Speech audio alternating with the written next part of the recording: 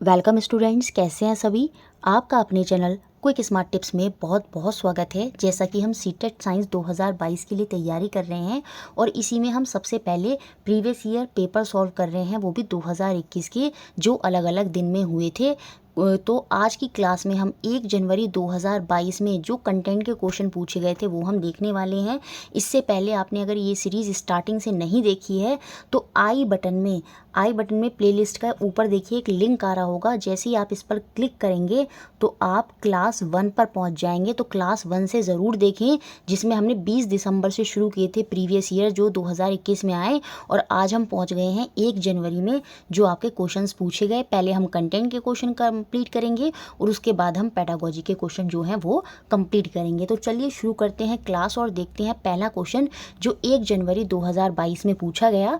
Which of the following are characteristic feature of trees in mountain range. निम्न में से कौन से विशिष्ट लक्षण पर्वतीय क्षेत्रों के वृक्षों में मिलते हैं। ये बेसिकली एनसीईआरटी क्लास 6 में देखने को हमें मिलता है। देखिए, जो माउंटेन रीजन के फॉरेस्ट होते हैं, जो ट्रीज होते हैं, वहाँ पर उनमें स्लोपिंग ब्रांचेज होती हैं और निडल लाइक लीव्स होती हैं।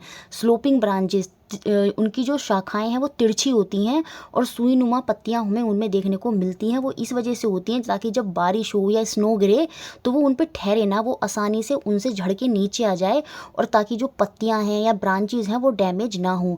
इसी वजह से जो माउंटेन रीजन होता है उनकी जो शाखाएँ होती हैं वो सीधी नहीं होती, वो टेढ़ी होती हैं, ताकि पानी अगर स्नो उनके ऊपर गिरे तो वो उनको डैमेज ना पहुँचाए और वो नीचे जो है वो गिर जाए, वो उनके ऊपर टिका ना रहे। और इसी वजह से उनकी जो लीव्स भी होती है ना, वो कैसी होती हैं, वो निडल लाइक लीव्स होती हैं। तो यहाँ पर ए और बी जो हैं ये कैरेक्टरिस्टिक शो कर रहे हैं किसकी, जो ट्रीज फाउंड होते हैं आपके माउंटेन रीजन में। बाकी देखते हैं वैक्सी थिक स्टेम, ये हमको डेजर्ट एरिया में देखने को मिलती है।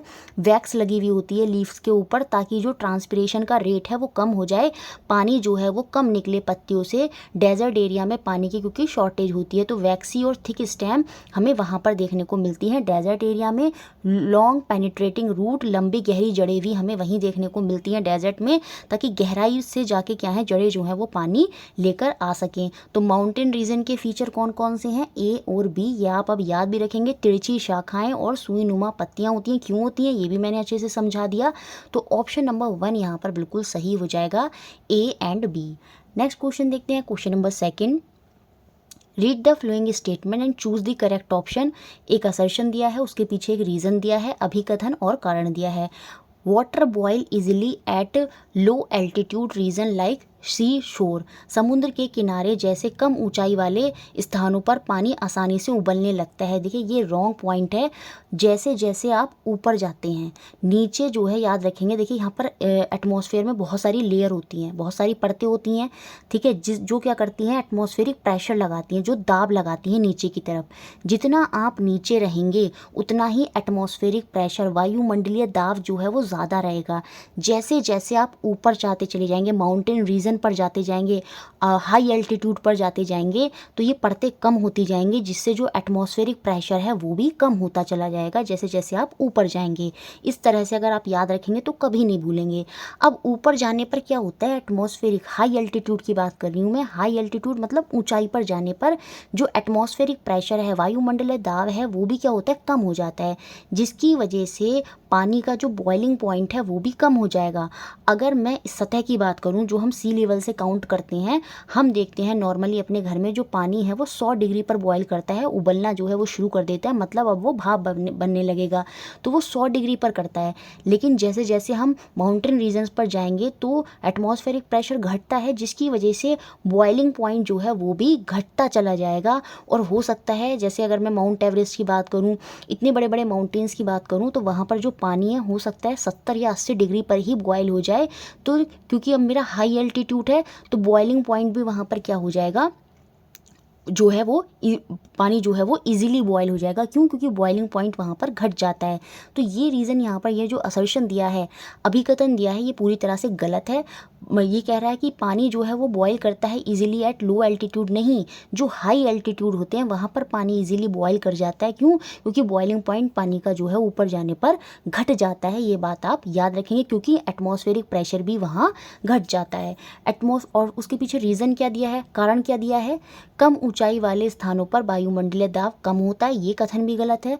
अभी मैंने आपको समझाया कि कम ऊंचाई मतलब नीचे की तरफ ज़्यादा पड़ते हैं हवा की, तो एटमॉस्फेरिक प्रेशर ज़्यादा होगा। और ये कह रहा है कि एटमॉस्फेरिक प्रेशर जो होता है वो कम होता है आपका लोअर एल्टीट्यूड में, कम ऊंचाई वाले स्थानों पर, तो ये पॉइंट भी गलत है और आपका असर्शन जो दी है वो भी गलत है। तो यहाँ पर जो आंसर हो जाएगा वो आपका ऑप्शन नंबर 4 हो जाएगा। अभी कथन और कारण जो है वो दोनों सही नहीं है, both assertion and reason are false हैं यहाँ पर, तो ऑप्शन 4 यहाँ पर सही है। अब ये बात आप अच्छे से याद रखेंगे, जैसे जैसे आप ऊपर जाते हैं एटमॉस्फेरिक प्रेशर जो होता है वो क्या होता है, वो कम होता है, और जैसे जैसे आप ऊपर जाते हैं बॉइलिंग पॉइंट भी जो है वो घटता है। तो ये दोनों पॉइंट अच्छे से याद रखेंगे, हो सकता है 2022 में इनसे कनेक्ट करता हुआ कोई क्वेश्चन आपको एग्जाम में देखने को मिले। नेक्स्ट क्वेश्चन देखते हैं, क्वेश्चन नंबर 3 जो एग्जाम में पूछा गया, which of the following statement is true when a ray of light travel from air into oil. हवा से तेल में गति करने वाले प्रकाश की किरण के लिए निम्न में से कौन सा कथन सत्य है, ये हमको यहाँ पर बताना है। देखिए, जब लाइट ट्रेवल करती है रेयर से डेंसर मीडियम में तो वो हमेशा नॉर्मल की तरफ झुक जाती है और उसकी स्पीड जो है वो घट जाती है। अब ये बात आपको कुछ समझ नहीं आई होगी, लेकिन अब इसको डिटेल में समझने की कोशिश करते हैं। देखिए, दो तरह के मीडियम होते हैं, दो तरह के माध्यम होते हैं, एक होता है आपका रेयरर और एक होता है आपका डेंसर। अच्छे से समझ लीजिएगा क्योंकि हो सकता है 2022 में यहाँ से क्वेश्चन देखने को मिले। रेयरर और डेंसर, रेयरर मतलब जिसका घनत्व, जिसकी डेंसिटी कम होती है, जैसे एयर हो गया, एयर में मॉलिक्यूल दूर दूर रहते हैं, हवा जो है वो हल्की होती है, तो वो रेयरर हो गई क्योंकि वहाँ पर उसका घनत्व जो डेंसिटी है वो क्या है, वो कम है। डेंसर मीडियम क्या होगा, जहाँ पर डेंसिटी घनत्व जो है वो ज़्यादा होता है, तो वो आपका डेंसर मीडियम होता है। तो जब लाइट, याद रखेंगे, जब प्रकाश रेयर से डेंसर में जाता है, रेयर से डेंसर में जाता है, हल्के से भारी की तरफ जाता है प्रकाश, तो सीधी सी बात है, और इसमें हम एक सीधी लाइन खींच लेते हैं जिसे हम अभिलंब या नॉर्मल बोलते हैं। क्या बोलते हैं, अभिलंब या नॉर्मल बोलते हैं। अब जैसी ये प्रकाश की किरण आई रेयर से डेंसर की तरफ, रेयर अब यहाँ पर क्या ले लेंगे हम, एयर, एयर क्या है, रेयरर है, और ऑयल क्या है हमारा, डेंसर है, क्योंकि उसमें मॉलिक्यूल पास पास हैं, उतनी ही जगह में ज़्यादा मॉलिक्यूल हैं तो उसकी डेंसिटी बढ़ गई, उसका घनत्व बढ़ गया, तो वो डेंसर मीडियम हो गया। लेकिन एयर में क्या है, उतनी ही जगह में मॉलिक्यूल कम कम है तो वो रेयर है, वहाँ पर डेंसिटी घनत्व जो है वो कम है। तो जब लाइट रेयर से डेंसर में जाती है, हल्के से भारी की तरफ जाती है, तो वो बैंड करती है टुवर्ड्स द नॉर्मल, नॉर्मल की तरफ को बैंड कर जाती है। याद रखेंगे किसकी तरफ को बैंड कर जाती है, नॉर्मल, ये जो हम अभिलंब खींचते हैं, नॉर्मल खींचते हैं, इसकी तरफ मुड़ जाती है, इसकी तरफ बैंड कर जाती है। सीधी सी बात है, जब ये नॉर्मल की तरफ बैंड कर गई है और ये हल्के से भारी की तरफ आ रही है तो ज़्यादा मॉलिक्यूल मिलेंगे अब इसको, जिसकी वजह से क्या होगा, इसकी स्पीड ऑफ लाइट जो है, जो प्रकाश की गति है वो क्या हो जाएगी, यहाँ पर कम हो जाएगी। तो ऑप्शन 1 यहाँ पर सही होगा, प्रकाश की गति जो है वो कम हो जाती है और किरण जो होती है अभिलंब की ओर झुक जाती है। The speed of light decrease and the रे बैंड्स टूवर्ड्स द नॉर्मल। तो ऑप्शन नंबर 1 यहाँ पर सही होगा। अब इसका उल्टा क्वेश्चन अगर पूछ लिया जाता कि लाइट अगर ऑयल से एयर में जाती है, मतलब इस बार डेंसर से रेयर की तरफ जा रही है, उल्टा प्रोसेस हो रहा है, तो इसमें पूरा चीज़ क्या हो जाएगी, उल्टी हो जाएगी। जब लाइट भारी से हल्के में जाएगी तो वो नॉर्मल की तरफ बैंड नहीं करेगी, अबे फ्रॉम द नॉर्मल हो जाएगी, नॉर्मल जो अभिलंब है उससे दूर चली जाएगी और उसकी जो स्पीड है वो भी अब क्या हो जाएगी, बढ़ जाएगी। क्यों, क्योंकि वो भारी से हल्के हल्के मॉलिक्यूल की तरफ जा रही है, तो सीधी सी बात है उसे रोकने वाले कम होंगे, तो उसकी जो स्पीड ऑफ लाइट है वो बढ़ जाएगी। चीज़ों को समझेंगे तो कभी नहीं भूलेंगे। याद रखना, रेयर से डेंसर में जाएंगे तो नॉर्मल की तरफ बैंड करती है और स्पीड ऑफ लाइट घट जाती है, लेकिन जब हम डेंसर से रेयर में जाते हैं तो स्पीड ऑफ लाइट जो है वो आपकी बढ़ेगी और वो अवे फ्रॉम द नॉर्मल हो जाएगी। नेक्स्ट क्वेश्चन देखते हैं, question number 4, which of the flowing represent set of contact force. Repeat करा गया क्वेश्चन है, निम्न में से कौन सा संपर्क बलों के समुच्चय का सही मेल करता है, ये हमको बताना है। पिछली क्लास में भी समझाया था, दो तरह की फोर्सेस होती हैं, एक कॉन्टैक्ट होता है, एक नॉन कॉन्टैक्ट होता है। कांटेक्ट संपर्क बल वो होता है जिसमें हम किसी वस्तु के संपर्क में या दो ऑब्जेक्ट जब एक दूसरे के संपर्क में आते हैं, दो चीज़ें एक दूसरे के संपर्क में आती हैं, तब अगर कोई बल कार्य करता है, तब कोई अगर फोर्स कार्य करता है तो वो कांटेक्ट फोर्स होता है। जैसे अगर ग्लास रखा है और ये मेरा हाथ है, तो ये दोनों ऐसा थोड़ी हो जाएगा कि ऑटोमेटिक स्पाइडरमैन की तरह उसने खींचा और हाथ मेरे ग्लास में आ गया। नहीं, ऐसा नहीं होगा। आपको मस्कुलर फोर्स लगाना होगा और तब आप हाथ से क्या करेंगे, ग्लास को छुएंगे और तब जाके आप ग्लास को उठा पाएंगे। तो यहाँ पर आप दोनों ऑब्जेक्ट के बीच में क्या हुआ, संपर्क बना, कांटेक्ट बना और तभी ये मस्कुलर फोर्स जो है वो कार्य करा। तो इसे हम क्या बोलेंगे, कांटेक्ट फोर्स बोलेंगे। तो मस्कुलर फोर्स आपकी कांटेक्ट फोर्स हो जाएगी। सेम ऐसे ड्रैग, कर्षण, खिसकाना, खिसकाने के लिए भी दोनों दो ऑब्जेक्ट का संपर्क में आना ज़रूरी है। आप होंगे या कोई दूसरा कोई चीज़ होगी, जब वो संपर्क में आएंगे तभी तो ड्रैग होगा। ऐसा थोड़ी होगा टेबल अपने आप खिसक के आगे की तरफ चली जाएगी। तो ड्रैग भी क्या हो जाएगा, आपका कांटेक्ट फोर्स हो जाएगा। सेम ऐसे ही फोर्स ऑफ फ्रिक्शन, जो घर्षण बल होता है, वो भी तभी कार्य करता है जब दो वस्तुएं एक दूसरे के संपर्क में आती हैं। जैसे आपने ज़मीन पर बॉल फेंकी तो थोड़ी देर में वो रुक जाती है। क्यों? नीचे से ज़मीन के मॉलिक्यूल और उस बॉल के मॉलिक्यूल आपस में चिपकते हैं और फिर एक फोर्स जो है वो कार्य करता है जो उस बॉल को रोक देगा थोड़े समय बाद, और वही है आपका फोर्स ऑफ फ्रिक्शन। तो ये तीनों के तीनों आपके क्या हैं, ये कॉन्टैक्ट फोर्स हैं। ऑप्शन नंबर 3 यहाँ पर बिल्कुल सही है। नॉन कॉन्टैक्ट फोर्स कौन कौन से होंगे, ग्रेविटेशनल फोर्स। देखिए अर्थ जो है हमें खींच रही है अपनी तरफ, तो ऐसा थोड़ी है कि अर्थ बिल्कुल हमारे पास आ रही है, नहीं, वो दूर से ही खींच रही है। मैग्नेट आयरन को दूर से ही खींच लेती है, तो वहाँ पर वो दोनों संपर्क में नहीं आए तब भी फोर्स जो है वो कार्य कर रही है, तो वो नॉन कॉन्टैक्ट फोर्स होती हैं। जैसे मैग्नेटिक फोर्स, ग्रेविटेशनल फोर्स और आपका इलेक्ट्रोस्टैटिक फोर्स, ये सारी की सारी नॉन कॉन्टैक्ट फोर्स होते हैं। नेक्स्ट क्वेश्चन देखते हैं, क्वेश्चन नंबर 5। मैग्नेट से हर सेट में क्वेश्चन आया था, तो अगर आपको मैग्नेट चैप्टर अच्छे से पढ़ना है, आई बटन में एक वीडियो का लिंक आ रहा होगा, उस पर क्लिक करेंगे तो आप मैग्नेट वाले पर्टिकुलर चैप्टर पे पहुंच जाएंगे जो मैंने आपको अच्छे से पढ़ाया है सीटेट में। अब देखिए, कोई स्टूडेंट अगर स्टार्टिंग से तैयारी करना चाहता है पूरी थ्योरी सेशन की, तो फिर से आई बटन में एक वीडियो का लिंक आ रहा होगा, प्लेलिस्ट का लिंक आ रहा होगा। डिस्क्रिप्शन बॉक्स में भी प्लेलिस्ट का लिंक मैंने दे रखा है। फिर भी अगर किसी को वो प्लेलिस्ट का लिंक ना मिले तो कमेंट बॉक्स में पूछ सकते हैं। आप क्या कर सकते हैं, स्टार्टिंग से सारी थ्योरी देख सकते हैं, 32 क्लासेस, उनके नोट्स बनाएं, सेल्फ से डिटेल में समझें, तभी आप अच्छा स्कोर कर पाएंगे साइंस में। तो ये आपको ज़रूर करना है जो बच्चे स्टार्टिंग से ये सीरीज़ देख रहे हैं, जो स्टार्टिंग से तैयारी करना चाहते हैं। मैग्नेट दो टुकड़ों में टूट गई है। If these two pieces are brought closer to each other they will. अगर इन दोनों टुकड़ों को पास लाया जाए तो क्या होगा। ये एक मैग्नेट थी, इसको मैंने दो टुकड़ों में क्या करा, तोड़ दिया। ये इसका नॉर्थ पोल, ये इसका साउथ पोल, ये इसका नॉर्थ पोल, ये इसका साउथ पोल। तो अब होगा क्या, जब मैं इन दोनों मैग्नेट को पास लाऊंगी तो या तो ये अट्रैक्ट करेंगे या ये रिपेल करेंगी। ज़रूरी देखो यहाँ पर तो मैंने क्या करा है, जैसे ये साउथ पोल है और ये नॉर्थ पोल है, तो जो डिफरेंट पोल्स होते हैं वो एक दूसरे को अट्रैक्ट करते हैं, तो यहाँ पर तो मैग्नेट अट्रैक्ट करेगी। लेकिन ऐसा ज़रूरी थोड़ी है मैंने ऐसे ही रखी हो मैग्नेट, हो सकता है मैंने मैग्नेट ऐसे रख दी हो, तो यहाँ पर क्या होंगे, ये दोनों एक दूसरे को रिपेल भी कर सकते हैं। तो यहाँ पर हमको देखने को मिल सकता है या तो वो एक दूसरे को अट्रैक्ट करेंगे या एक दूसरे को रिपेल करेंगे, या तो वो आकर्षित करेंगे या प्रतिकर्षित करेंगे। ये डिपेंड करेगा आपने मैग्नेट टूटने के बाद दोनों कैसे रखी हैं। तो ऑप्शन नंबर 3 जो है वो यहाँ पर बिल्कुल सही हो जाए। नेक्स्ट क्वेश्चन देखते हैं, क्वेश्चन नंबर 6 जो एग्जाम में पूछा गया। ये क्वेश्चन आर्किमिडीज के प्रिंसिपल, बुआन फोर्स के प्रिंसिपल से क्वेश्चन बना है। बहुत स्टार्टिंग वाले सेट में ये क्वेश्चन आया था, फिर से रिपीट करके एक दूसरे सेट में ये क्वेश्चन डाला गया। During class experiment a teacher took 2 object and immerse them in water. कक्षा में एक प्रयोग के दौरान क्या करता है, शिक्षक 2 वस्तुएं लेता है और उन्हें पानी में डुबो देता है। She recording the reading using a spring balance as shown below. उसने कमानीदार तुला का प्रयोग करके पाठ्यांकों का जो रिकॉर्ड है वो लिखा। ठीक है, अब हमें बताना है कि कौन सा कथन, कौन सी बात यहाँ पर सही है। बेसिकली ये एक्स, वाई और जेड की वैल्यू यहाँ पर पूछ रहा है। जिस बच्चे ने लॉजिकली नहीं पढ़ा होगा उसको आंसर देने में यहाँ पर बहुत दिक्कत होगी, बट ये क्वेश्चन बहुत ज़्यादा टफ नहीं है। आर्किमिडीज का प्रिंसिपल हमने समझा है और उसमें हम क्या देखते हैं कि जब कोई ऑब्जेक्ट, जैसे आपने देखा है कि जो शिप होता है वो पानी में तैर रहा होता है। वो क्यों तैर रहा होता है, क्योंकि वहाँ पर आर्किमिडीज का प्रिंसिपल काम कर रहा होता है। जो शिप होता है ना, जब वो पानी में जाता है तो उसका जो इंजन होता है ना, वो क्या करता है, पानी को हटाता है, और जितना पानी वो हटाता है उतना ही बल नीचे से पानी की तरफ से जहाज के ऊपर लगता है।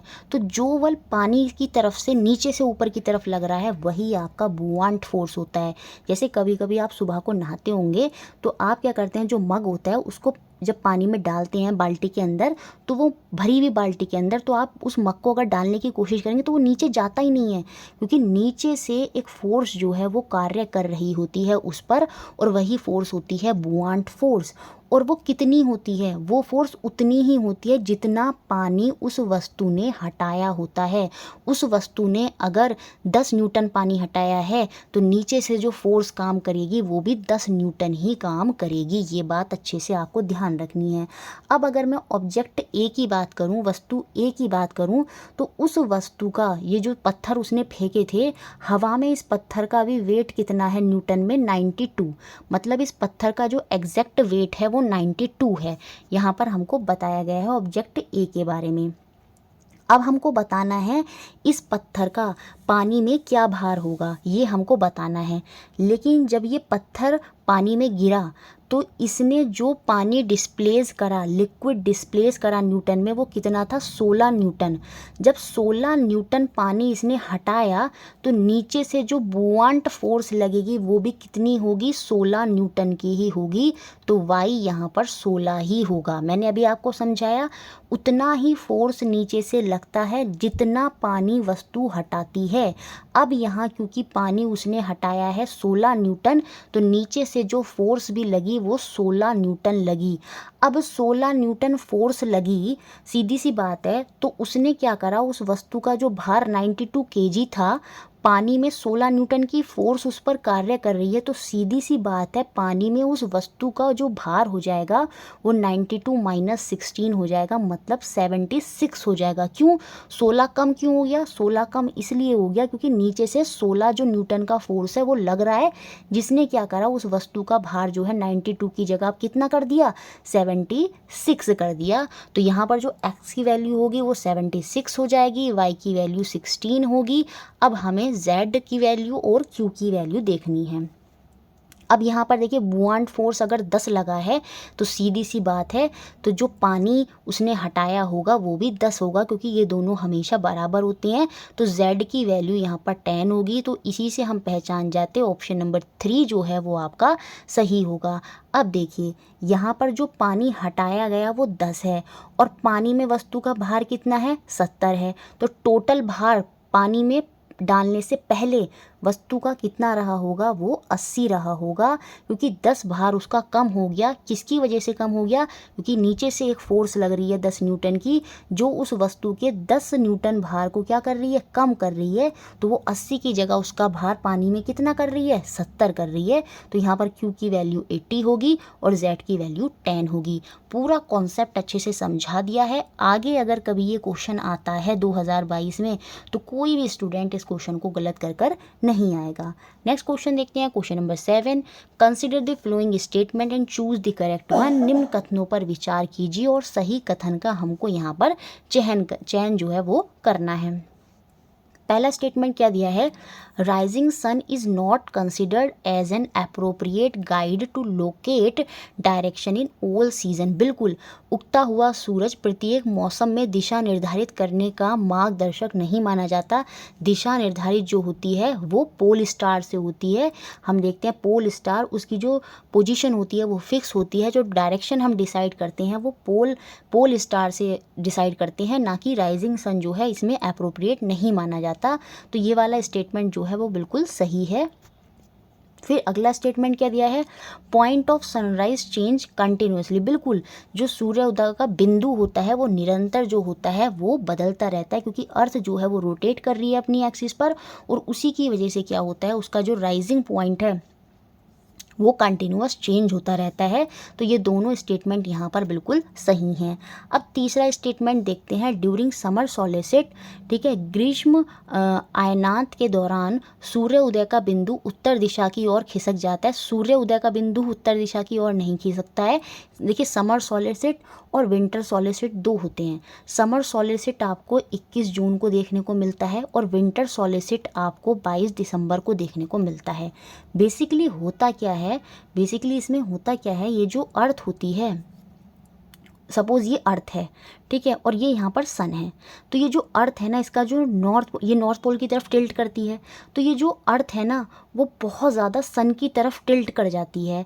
कब? समर सॉलिस्टिट में। और ये समर सॉलिस्टिट कहाँ होता है? आपका नदर्न हेमिस्फेयर में हो रहा होगा, ठीक है। समर सॉलिस्टिट कहाँ हो रहा होगा? नदर्न हेमिस्फेयर में हो रहा होगा, वो भी 21 जून के समय में। और इस समर सॉलिस्टिट में होता क्या है, जो अर्थ टिल्ट करती है क्योंकि पृथ्वी झुकी हुई है, तो पृथ्वी का झुकाव जो है ना वो सबसे ज़्यादा सन की तरफ हो जाता है, इसलिए सबसे लंबा दिन होता है आपका 21 जून का। सेम ऐसे ही विंटर सॉलिस्टिट होता है। विंटर सॉलिस्टिट में क्या होता है, ये जो अर्थ होती है ना, ये सबसे कम झुकाव, अर्थ जो होती है वो सूर्य की तरफ झुकाव में नहीं होती है, सूर्य से दूर होती है, फार होती है बहुत ज़्यादा। जो इसका टिल्ट है, वो टिल्ट जो है वो सूर्य से दूर रहेगा, वो आपका विंटर सॉलिस्टिट होता है। तो ये विंटर सॉलिस्टिट होते हैं और समर सॉलिस्टिट होते हैं। तो इसमें जो अर्थ का पॉइंट है वो शिफ्ट करता है, ना कि जो सनराइज है वो शिफ्ट कर रहा है। तो यहाँ पर थर्ड और फोर्थ स्टेटमेंट जो है वो गलत है। तो यहाँ पर जो आंसर हो जाएगा वो आपका ऑप्शन नंबर सेकंड हो जाएगा। S1 और S2 जो स्टेटमेंट यहाँ पर दिए हैं, कथन दिए हैं, वो बिल्कुल सही दिए हैं। 8th क्वेश्चन बहुत ही इजी क्वेश्चन था, थोड़ा लेंदी कर पूछा गया, लेकिन क्वेश्चन बहुत इजी है क्योंकि इंडिकेटर को मैंने बहुत अच्छे से आपको समझाया है। जिसने अभी तक 32 क्लासेस नहीं देखी हैं स्टार्टिंग से, वो क्लासेस ज़रूर देखें, और वो क्लासेस देख लेंगे तो इस क्वेश्चन में कोई डाउट रह ही नहीं जाएगा। There are 3 test tube A, B और C। 3 टेस्ट ट्यूब हैं मेरे पास, परख नली हैं A, B और C, और तीनों में ही क्या है, colourless liquid of equal volume and strength. तीनों में ही बराबर आयतन और सांद्रता वाले रंगहीन तरल पदार्थ जो हैं वो पड़े हुए हैं। इन तीनों टेस्ट ट्यूब में आपको कलरलेस लिक्विड देखने को मिलेगा, वो भी इक्वल अमाउंट का।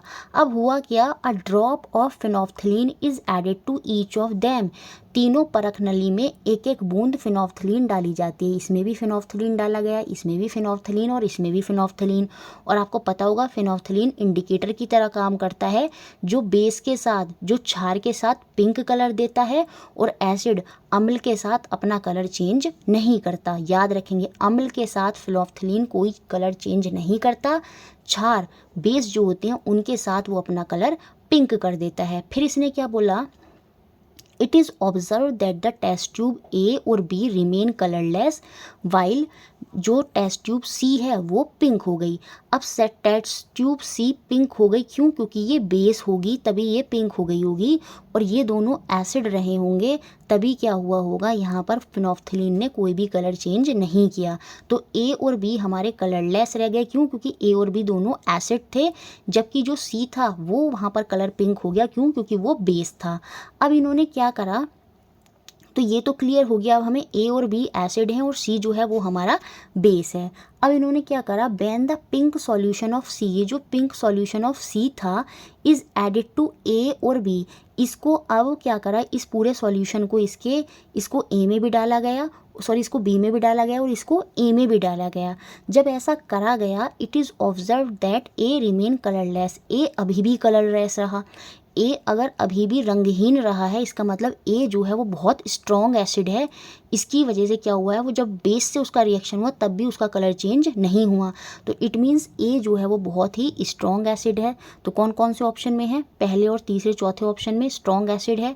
उसने क्या बोला, B जो है, B अब अटेन कर चुका है पिंक कलर, किंतु जो B है वो गुलाबी रंग ले लेता है। गुलाबी रंग ले लेगा, इसका मतलब B जो था वो वीक एसिड था, तभी तो क्या हुआ होगा, वो वहाँ पर उसने अपना कलर चेंज कर दिया। तो B हमारा यहाँ पर वीक एसिड रहेगा।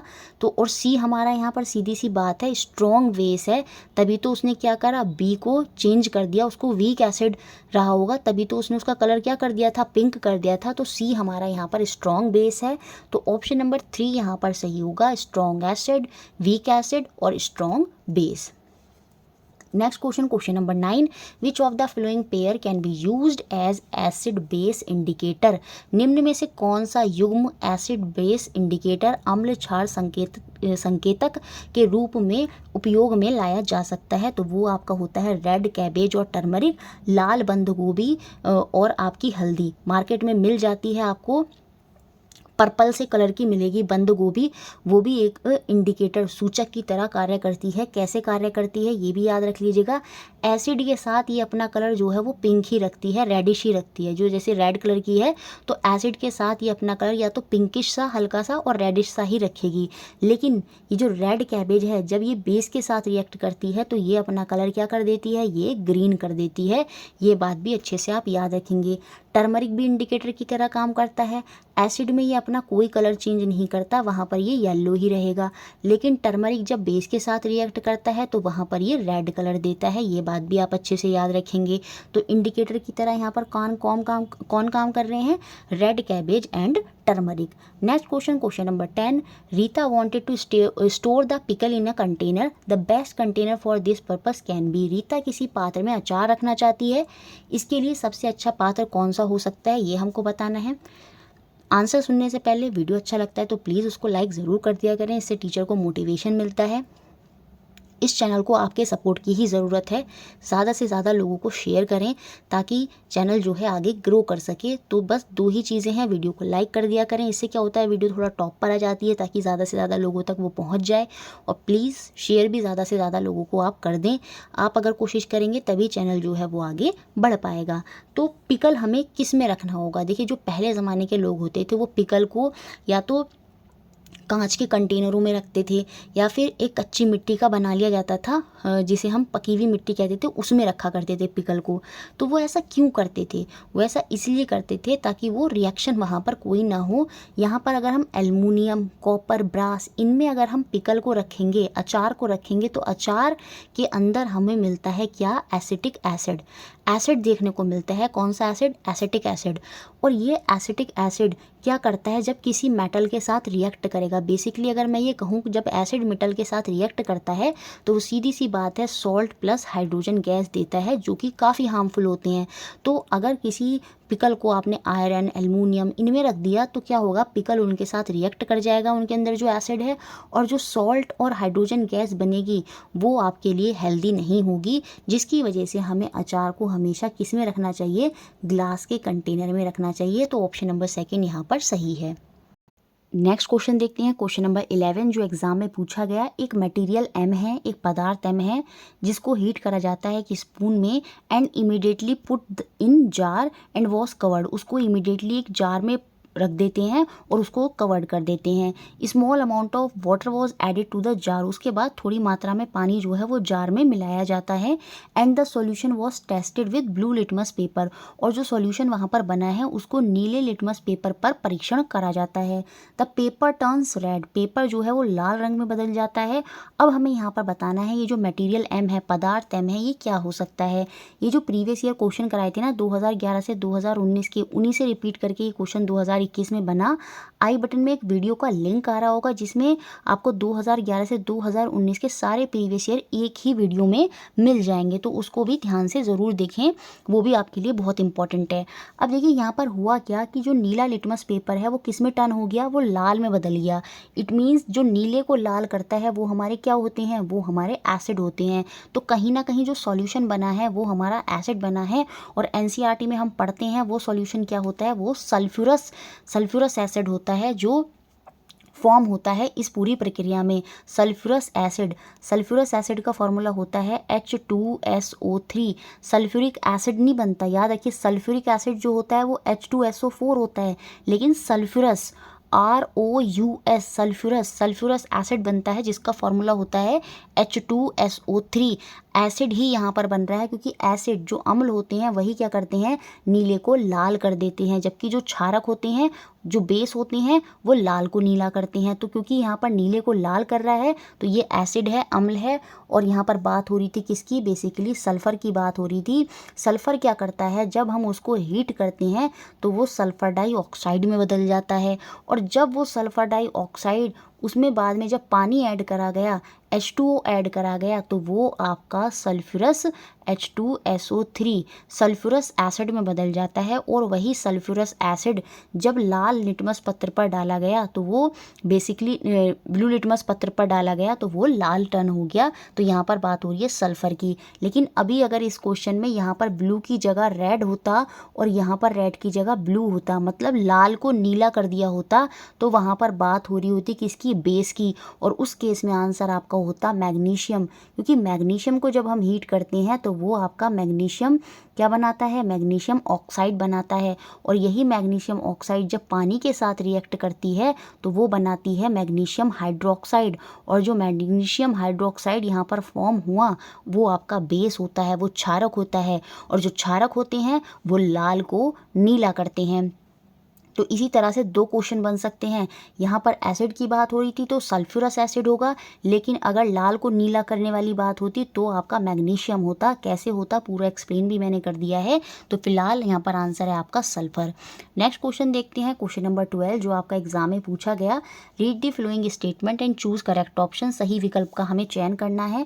कथन, अभिकथन हमें यहाँ पर दिया है, cellulose rich food substance are good source of roughage for human being. वैसे तो सेलुलोज जो है वो हम पचा नहीं पाते, लेकिन जो सेलुलोज रिच फूड सब्सटेंस होते हैं वो गुड सोर्स ऑफ रफेज होते हैं फॉर ह्यूमन बींग। ये बात बिल्कुल सही है। जो सेलुलोज युक्त खाद्य पदार्थ हैं वो मानवों के लिए रुक्षांश की तरह कार्य करते हैं, क्योंकि हमारा डाइजेशन अच्छा रहे, हमारा एक्सक्रीशन अच्छा हो, तो हमें कुछ ऐसे सब्सटेंस भी लेने पड़ते हैं अपनी बॉडी में जो डाइजेस्ट ना हो एज इट इज़, जो बाद में जो वेस्ट मटीरियल है उनके साथ ऐसे ही मिक्स होकर वो बाहर निकल जाए, वो हमारे एक्सक्रीशन में जो है मदद करते हैं। तो याद रखेंगे ये गुड सोर्स ऑफ रफेज होते हैं ह्यूमन बीइंग के लिए, ये बात ध्यान है, बिल्कुल सही है। सेलुलोज ऐसा काम करते हैं। अब इसके पीछे रीज़न क्या है, सेलुलोज गेट एब्जॉर्ब्ड, सेलुलोज जो है वो एब्जॉर्ब करते हैं, convert into fibre during digestion. बिल्कुल सेलुलोज जो होते हैं हमारी बॉडी एब्जॉर्ब करती है और उनको फाइबर में बदल देती है ड्यूरिंग डाइजेशन। लेकिन याद रखेंगे हमारी बॉडी सेलुलोज को पचाती नहीं है, सिंपली क्या करती है उनको फाइबर में कन्वर्ट करती है और एज इट इज़ पास करा देती है। तो यहाँ पर रीज़न 1 सही है। और बाकी दूसरा रीज़न क्या है, the cellulose digesting bacteria convert cellulose into fibre. ये एनिमल की बात हो रही है यहाँ पर, ये एनिमल में होता है, क्योंकि देखिए जो सेलुलोज होता है ना वो हरे पौधों में ये सब होता है, तो घास फूस हम नहीं पचा सकते, लेकिन एनिमल पचा जाते हैं। क्यों? क्योंकि वो सेलुलोज का डाइजेशन कर लेते हैं। उनके अंदर सेलुलोज डाइजेस्टिंग बैक्टीरिया होते हैं जो उसको पूरा पचाने में मदद कर देते हैं। लेकिन हम ह्यूमन के अंदर जो होता है सेलुलोज वो हम डाइजेस्ट नहीं कर पाते, बस वो एज इट इज़ फाइबर में कन्वर्ट हो जाता है और हमारी बॉडी में से एज इट इज़ पास हो जाता है। तो यहाँ पर जो आंसर होगा वो ऑप्शन नंबर 1 होगा। ए बिल्कुल ट्रू है, ये हमारे लिए रफेज की तरह काम करते हैं और ये हमारी बॉडी जो है इनको लेती है और फाइबर में कन्वर्ट कर कर एज इट इज़ ये हमारी बॉडी से निकल जाते हैं। तो ए जो है ट्रू है और इसके लिए खाली R1 जो है वही इसकी सही व्याख्यान कर रहा है, R2 का यहाँ इससे कोई कनेक्शन नहीं है। तो आंसर हो जाएगा आपका ऑप्शन नंबर 1। नेक्स्ट क्वेश्चन देखते हैं, question number 13, which of the flowing do not contain any enzyme. निम्नलिखित में से किसमें कोई एंजाइम नहीं है, ये हमको बताना है। तो एंजाइम जो है वो बाइल जूस के अंदर नहीं होता, पित्तरस के अंदर नहीं होता। ये जो पित्तरस होता है ये कहाँ बनता है, ये हमारे लीवर में बनता है, ये हमारे यकृत में बनता है और थोड़े समय के लिए स्टोर होता है कहाँ पर, हमारे पित्ताशय में, गैल ब्लैडर में, और फिर बाद में स्मॉल इंटेस्टाइन छोटी आंत में चला जाता है, वहाँ पर फैट के डाइजेशन में मदद करता है। ये आपका जो बाइल जूस होता है और इसी में कोई एंजाइम्स जो है वो नहीं पाए जाते। जबकि जो पैनक्रियाटिक जूस होता है जो हमारे अग्नाशय पैनक्रियाज में बनता है उसमें बहुत सारे उस जूस में एंजाइम्स होते हैं। कौन कौन से एंजाइम्स होते हैं इसमें, ट्रिप्सिन होता है, एक तो ट्रिप्सिन होता है और आपका लाइपेज भी होता है, लाइपेज होता है और आपका अमाइलेज होता है। ये सारे एंजाइम हमें पैनक्रियाटिक जूस में देखने को मिलते हैं। गैस्ट्रिक जूस जो हमारे स्टमक के अंदर होता है, आमाशय के अंदर होता है, जठर रस जो होता है, गैस्ट्रिक जूस जो होता है उसमें भी बहुत सारे एंजाइम्स होते हैं। उसमें हमें देखने को मिलता है, लाइपेज भी देखने को मिलता है और वहाँ पर हमारा रेनिन हो जाता है, लाइपेज हो जाता है, रेनिन हो जाता है और पैप्सिन हो जाता है। क्या हो जाता है? पैप्सिन हो जाता है। याद रखेंगे। तो ये सारे एंजाइम्स बनते हैं। सिलाइवरी जूस में भी आपका अमाइलेज बनता है। क्या बनता है? अमाइलेज जो है वो बनता है सिलाइवरी जूस में भी। तो ये सारे एंजाइम्स फॉर्म होते हैं। याद रखेंगे पैनक्रियाटिक में कौन कौन से एंजाइम्स होते हैं, ट्रिप्सिन, ट्रिप्सिन, लाइपेज और एमाइलेज, ये सारे होते हैं। गैस्ट्रिक में आपका पेप्सिन आ जाता है। तो ये सारे एंजाइम्स बनते हैं, जबकि बाइल जूस में कोई एंजाइम नहीं होता। तो ऑप्शन 1 यहाँ पर सही है। Next question number 14, 2 container A and B contain 50 gram of ice eight 0 degree and 50 gram of water at 0 degree respectively. यहाँ पर बोला गया है सीधा सीधा सा, 2 पात्र हैं A और B, क्रम से 0 डिग्री सेल्सियस पर 50 ग्राम बर्फ़ है एक में और एक पर 0 डिग्री सेल्सियस में 50 ग्राम पानी है। यदि दोनों पात्रों को फ्रीज में रखकर उसमें संतुलन प्राप्त करने हेतु रख दिया जाए तो कौन सा कथन यहाँ पर सही होगा। सीधी सी बात बोली, दोनों कंटेनर को फ्रीज़र में रख दिया गया है रेफ्रिजरेट करने के लिए। कब तक? जब दोनों थर्मल इक्विलिब्रियम पे आ जाएं, मतलब दोनों एक ही स्टेज पर आ जाएं। तो यहाँ पर कौन सा कथन ट्रू होगा? एक ही स्टेज पर क्या आ जाएंगे? जब दोनों बिल्कुल बर्फ़ बन जाएं। तो सीधी सी बात है, जो हीट होती है वो किसकी लूज़ होगी? हीट जो है वो पानी की ज़्यादा लूज़ होगी। क्यों? क्योंकि उसको आइस में बन रहा है और ये ऑलरेडी आइस है, तो इसमें यहाँ पर हीट ज़्यादा लूज़ नहीं होगी, जिसकी वजह से आंसर हो जाएगा आपका option number B. B will lose more heat than A की कंपैरिजन में ये जो बी है वो ज़्यादा हीट जो है, उष्मा जो है वो लूज़ करेगा, तभी वो क्या होंगे? थर्मल इक्विलिब्रियम की कंडीशन में आ जाएंगे, जहाँ पर वो दोनों एक समान हो जाएंगे। तो थर्मल इक्विलिब्रियम की कंडीशन में आने के लिए पानी को क्या बनना होगा? बर्फ़ बनना होगा, और वहाँ पर क्या होगी? ज़्यादा हीट जो है वो लूज़ होगी। तो ऑप्शन नंबर 2 जो है वो यहाँ पर सही होगा। नेक्स्ट क्वेश्चन नंबर 15, ज्वाइंट से क्वेश्चन बना। The type of joint in elbow of our forelimb undergo similar movement as of the door joint of the house, which joint is this. हमारे प्रबाहु में कोहनी का जो जोड़ है घर के दरवाजे के कब्जे की भांति चलता है, वह कौन सा जोड़ होता है? तो वो आपका हिंज ज्वाइन होता है, जिसे हम ऑप्शन नंबर 3 हम यहाँ पर सही कर देंगे। देखिए, ये आपका हाथ है इस तरह से, और ये आपके ऊपर की यहाँ पर पूरी यहाँ पर ये कोनी हो गई। तो इन दोनों के बीच में ये जो दोनों बोन्स हैं, ये किस ज्वाइंट, किस संधि से जुड़ रही हैं? तो ये आपकी जो है कि कौन सी संधि है? यहाँ पर हिंज संधि है। जैसे दरवाज़ा होता है, आपने देखा होगा, आप क्या करते हैं? दरवाजे को अंदर बाहर कर सकते हैं। सेम ऐसी हाथ को भी आप क्या कर सकते हैं? ऊपर नीचे कर सकते हैं। चाहे तो आप करके देखिएगा, दोनों जोड़ से आप अपने हाथ को ऊपर कर सकते हैं, नीचे कर सकते हैं। सेम ऐसे दरवाजे में भी होता है। तो वो आपका कौन सा ज्वाइंट होता है? वो आपका हिंज ज्वाइंट होता है। तो ऑप्शन नंबर 3 यहाँ पर सही है। बाकी जो पाइवट ज्वाइंट होता है, ये हमारी नेक में, नेक ज्वाइंट, नेक जो होता है वहाँ पर होता है। नेक में, नेक को हम क्या कर सकते हैं? ऊपर नीचे कर सकते हैं। नेक को हम ऊपर नीचे कर सकते हैं और टेढ़ा मेढ़ा इधर उधर कर सकते हैं। तो वहाँ पर कौन सा ज्वाइंट होता है? वहाँ पर आपका पाइवट ज्वाइंट होता है। फिक्स ज्वाइंट जो होता है, ये हमारा स्कल होता है, खोपड़ी, और जो हमारा नीचे का जॉ होता है, नीचे का जबड़ा होता है, उसमें हमें फिक्स ज्वाइंट देखने को मिलता है। बॉल और सॉकेट ज्वाइंट हमें अपने शोल्डर में देखने को मिलता है। जैसे किसी सॉकेट के अंदर बॉल आकर फिट हो गई ना, इस तरह से हमारे शोल्डर में होता है। तो शोल्डर ज्वाइंट जो होता है वो कौन सा होता है? बॉल और सॉकेट ज्वाइंट होता है। तो कुछ और भी एक्स्ट्रा चीज़ें मैंने आपको बताई हैं। बाकी मैं ज्वाइंट कौन कौन से होते हैं ये आपको बाद में, जब ये सब कंप्लीट होगा तो एक्स्ट्रा पॉइंट्स में ये सारी चीज़ें आपको बताऊंगी। Next question number 16, deficiency of which vitamin lead to excessive bleeding of wound. बहुत बार बता दिया है। किसी घाव के अत्यधिक रक्तस्राव निम्न में से किस विटामिन की कमी के कारण होता है? वो विटामिन डी की वजह से ही होता है। अगर विटामिन डी की कमी हो गई है तो आपका एक्सेसिव ब्लीडिंग होगी। आपका जो रक्त है वो थक्का बन ही नहीं पाएगा, वो जम ही नहीं पाएगा, वो बहेगा बहुत ज़्यादा अमाउंट में।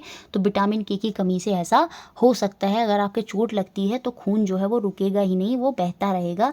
तो वहाँ पर आपका विटामिन के जो है वो काम करती है। विटामिन सी की वजह से कमी से क्या होता है? आपका स्कर्वी होता है। मसूड़े वगैरह में जो खून निकलने लगता है वो विटामिन सी की वजह से होता है।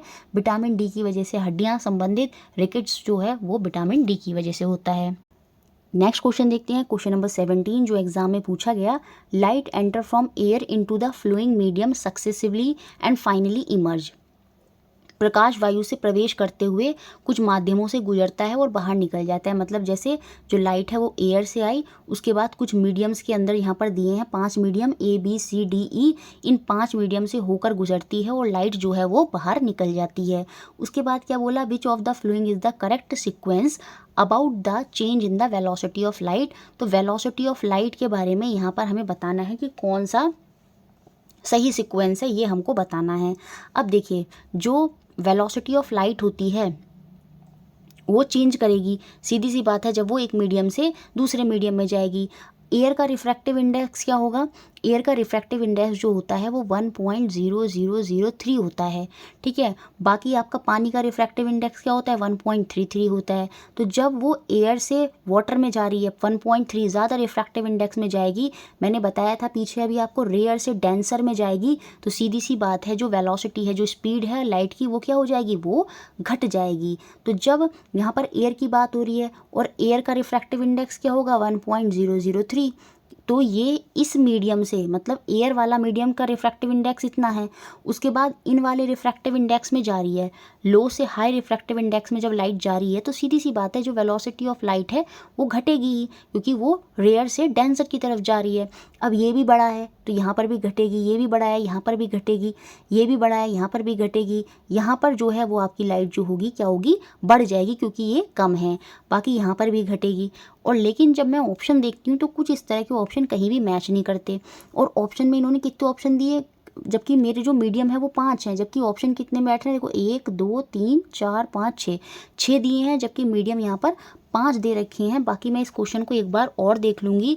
बाकी मुझे लग रहा है ये क्वेश्चन जो है काफ़ी गड़बड़ तरीके से क्वेश्चन दिया गया था, क्योंकि रिफ्रैक्टिव इंडेक्स ऑफ एयर की अगर हम बात करें तो वो तो 1.0003 ही होगा, और बाकी ये सारे रिफ्रैक्टिव इंडेक्स जो हैं ज़्यादा हैं, तो सभी में क्या होगी, जो वेलोसिटी है लाइट की वो घट जाएगी, सिवाय डी के, क्योंकि डी में रिफ्रैक्टिव इंडेक्स जो है वो 1 है। बाकी देखते हैं क्या है इस क्वेश्चन में। ऑप्शंस भी गलत दिए हैं, 6 ऑप्शन दे रखे हैं, फिर भी मैं इस क्वेश्चन को एक बार और देख लूँगी, अगर मुझे लगेगा तो मैं इसको दोबारा आपको फिर से करवा दूंगी।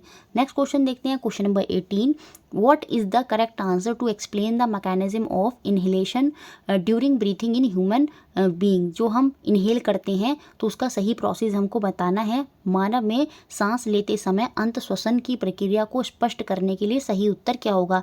सीधी सी बात है, जब हम इनहेल कर रहे हैं, सांस को अंदर ले रहे हैं, तो एयर जो है सीधी सी बात है वो अंदर आती है, बाहर तो जाती नहीं है। तो 2 सेकंड और थर्ड ऑप्शन तो बाहर हो गए, एयर जो है वो अंदर आती है। रिफ्स जो हैं वो हमारे मूव आउट हो जाते हैं, जो पसलियाँ होती हैं वो बाहर की तरफ को आ जाती हैं। देखिए पसलियाँ जो है ऊपर को आ जाएगी और बाहर की तरफ को हो जाएगी, ताकि ज़्यादा से ज़्यादा हवा अंदर आ सके। तो रिफ्स जो होते हैं, जो पसलियाँ होती हैं, वो बाहर की तरफ मूव आउट करती हैं। और ये जो डायफ्राम होता है ना, ये डाउन मूव कर जाता है। अब देखिए होता क्या है, मैं आपको समझा देती हूँ। इस तरह से ये आपके लंग्स हैं, देखिए ड्राइंग पर मत जाइएगा, बहुत ही बेकार ड्राइंग है। और नीचे कुछ इस तरह से ये डायफ्राम होता है, ऐसे करके ये डायफ्राम होता है हमारे पूरी, ये जो पूरी कैविटी होती है यहाँ पर, ये नीचे डायफ्राम होता है। अब होता है कि जब आपने सांस ली तो ये रिब्स तो क्या हो जाएंगे, मूव आउट हो जाएंगे, ताकि ज़्यादा से ज़्यादा सांस अंदर आ जाए। अब सांस जब एयर जब अंदर आती है तो ये डायफ्राम जो है ना नीचे को हो जाएगा। क्यों? ताकि ये अपने अंदर ज़्यादा से ज़्यादा हवा जो है वो ले ले। तो डायफ्राम जो है, जो इस तरह की शेप में था, वो ताकि हवा जब इसके अंदर आएगी तो ये इस तरह से हो जाएगा। तो डायफ्राम जो है वो नीचे की तरफ मूव कर जाता है। याद रखेंगे, डायफ्राम जो है वो कहाँ को मूव कर जाता है, नीचे की तरफ मूव कर जाता है। लेकिन जब हम एक्सहेल करते हैं, सांस को बाहर निकालते हैं, तो एयर मूव आउट होती है, रिव्स जो है वो इन हो जाते हैं, और डायफ्राम जो है वो ऊपर की तरफ मूव कर जाता है। तो उस केस में आपका आंसर दूसरा होता है, लेकिन फिलहाल आंसर आपका क्या होगा, ऑप्शन नंबर 4, वायु अंदर आएगी, पसलियाँ बाहर को आ जाती हैं, और डायफ्राम जो है वो नीचे चला जाता है। कैसे चला जाता है मैंने वो आपको समझा भी दिया है। तो ऑप्शन 4 यहाँ पर सही। नेक्स्ट क्वेश्चन, क्वेश्चन नंबर 19, ये क्वेश्चन हाई लेवल क्वेश्चन है, लेकिन फिर भी दिए हैं। वही हुआ है, हर सेट में 2 से 3 क्वेश्चन जो थे वो काफ़ी टफ थे। तो वो क्वेश्चन अगर आगे भी आते हैं तो आपको स्किप करने पड़ेंगे। उनके लिए आप हाई लेवल जो स्टडी है वो करने मत बैठ जाइएगा। आप 6, 7, 8 पर फोकस रखिएगा, बड़े आराम से अच्छे से ये पूरे प्रीवियस ईयर, ये वाले 2011 से 2019 वाले अपनी थ्योरी जो है वो अच्छे से बनाइएगा, तो आपका काम हो जाएगा। बड़े आराम से 24-25 नंबर आप जो है स्कोर कर लेंगे। पैडागोजी के लिए कोई दिक्कत नहीं है, प्रीवियस ईयर ही जो है वो सफिशिएंट है, वो देख कर जाएंगे तो पैडागोजी का काम हो जाएगा, जो हम इसके बात करेंगे। A man having a blood group A marriage to a women blood group B. एक आदमी का ब्लड ग्रुप ए है और वुमेन का ब्लड ग्रुप बी है, दोनों की शादी होती है। तो उनके बच्चों के ब्लड ग्रुप क्या हो सकते हैं? उनके बच्चों का ब्लड ग्रुप ए भी हो सकता है, बी भी हो सकता है, ओ भी हो सकता है, और ए बी भी हो सकता है। तो सीधी सी बात है, यहाँ पर आंसर क्या हो जाएगा आपका, ऑप्शन नंबर 4 हो जाएगा। उनका blood group A B O या ए बी भी हो सकता है। जब ए और बी हो तो यार ना ए बी तो ज़रूर हो जाएगा, और ए भी होगा, बी भी होगा, और ओ भी वहाँ पर ब्लड ग्रुप जो है वो हो सकता है। नेक्स्ट और लास्ट क्वेश्चन देखते हैं। क्वेश्चन नंबर 20 साउंड वाले चैप्टर से क्वेश्चन बना। Read the following statement and choose correct option. कथन को पढ़ें और सही विकल्प पर हमें पहुंचना है। असर्शन अभिकथन यहाँ पर क्या दिया है, we hear a louder sound when a table is hit hard than when we hit it softly. एक मेज पर हल्के से आघात किए जाने की तुलना में हमें तब अधिक प्रबल आवाज़ सुनाई देती है जब हम उसे ज़ोर से आघात करते हैं। सीधी सी बात है, जब आप टेबल को धीरे से मारते हैं तो धीरे से साउंड आती है, लेकिन जब आप टेबल को तेज़ से मारते हैं तो उसमें बहुत लाउड जो है वो साउंड हमें देखने को मिलती है। तो ये तो अभिकथन दिया है, बिल्कुल सही अभिकथन है। इसके पीछे रीज़न क्या है वो ज़रा देखने की कोशिश करेंगे। Loud sound can travel large distance as it is associated with high energy. बिल्कुल, जो लाउड साउंड है, जो प्रबल ध्वनि अधिक दूरी तय कर सकती है क्योंकि वह अधिक ऊर्जा से संबंधित होती है, वहाँ पर अधिक ऊर्जा जनरेट होती है। तो जो लाउड साउंड है वो ज़्यादा डिस्टेंस जो है वो कवर कर सकती है। आपने देखा भी होगा, जब साउंड बहुत लाउड होगी तो वो एक कमरे से दूसरे कमरे में भी चली जाती है, लेकिन जब साउंड कम होगी तो सीधी सी बात है वो एक कमरे से दूसरे कमरे में जाती नहीं है। तो ये बात भी सही है कि जो लाउड साउंड है वो ट्रैवल करती है ज़्यादा distance as it associated with high energy. उसके अंदर जो है वो अधिक ऊर्जा जो है वो होती है। उसके बाद यहाँ पर क्या बोला, लाउड साउंड जो प्रबल ध्वनि होती है हैज़ मोर फ्रिक्वेंसी। देखिए, साउंड की बात, जब भी लाउडनेस आता है, प्रबल ध्वनि आती है, लाउडनेस की बात होती है, तो वहाँ कभी भी फ्रिक्वेंसी की बात नहीं होती, वहाँ हमेशा एम्पलीट्यूड की बात होती है। तो ये जो रीज़न 2 दिया है ये तो पूरी तरह से यहाँ से क्या हो जाना है, बाहर हो जाना है, गलत हो जाना है। जो लाउड साउंड है उसकी फ्रिक्वेंसी ज़्यादा नहीं होगी देन सॉफ्ट साउंड, तो ये यहाँ पर बिल्कुल बाहर हो जाएगा। जब भी फ्रिक्वेंसी की बात होती है तो वहाँ पर पिच आती है, और जब भी लाउडनेस की बात होती है तो वहाँ पर एम्पलीट्यूड आता है। लाउडनेस जो होती है वो एम्पलीट्यूड के स्क्वायर के पर्पस से जो है वो वहाँ पर कार्य करती है। जितनी ज़्यादा लाउडनेस उतना ज़्यादा एम्पलीट्यूड, जितनी ज़्यादा फ्रिक्वेंसी उतनी ज़्यादा पिच। तो अब हम यहाँ पर ये कह सकते हैं हमारा जो अभिकथन था, जो ए था, वो तो सही है, और उसकी सही व्याख्यान कौन कर रहा है, खाली R1 कर रहा है, क्योंकि R2 तो यहाँ पर गलत है। तो हमारा आंसर होगा आपका option number 3, only R1 is true and correct explanation for a की सही व्याख्यान कर रहा है कौन, R1 और R2 दोनों नहीं है, कर रहे हैं। तो यहाँ पर आपका आंसर जो हो जाएगा वो ऑप्शन नंबर 3 बिल्कुल फिट करेगा। इस तरह से हमने ये सारे क्वेश्चन देखे जो आपके पूछे गए थे 1 जनवरी को। वीडियो अच्छा लगा है लाइक करें, शेयर करें और चैनल से जुड़े रहें।